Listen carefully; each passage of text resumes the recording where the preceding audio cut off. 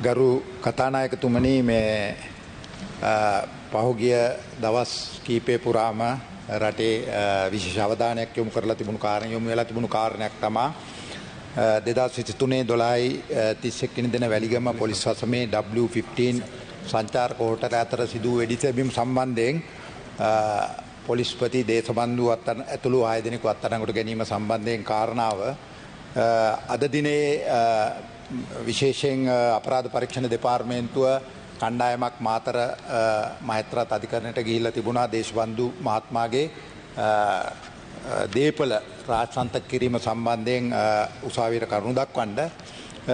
ඒ අතරම අද දිනේදී ඔහු දේශබන්දු තෙන්නකෝන් මහත්මයා මාතර මහේත්‍රාත් අධිකරණයට බාර වෙලා තියෙනවා. ඒ පිළිබඳව තොරතුරු ලැබිලා තියෙනවා.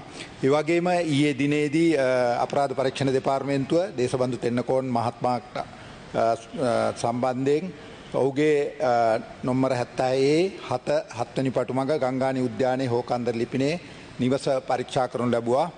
ඒ නිවස පරීක්ෂා කිරීමේ පසුව විදේශීය මත්පැන් බෝතල් 795ක් වයින් බෝතල් 214ක් වශයෙන් 1009ක මත්පැන් පොලිසිය බාරයට ගත්තා.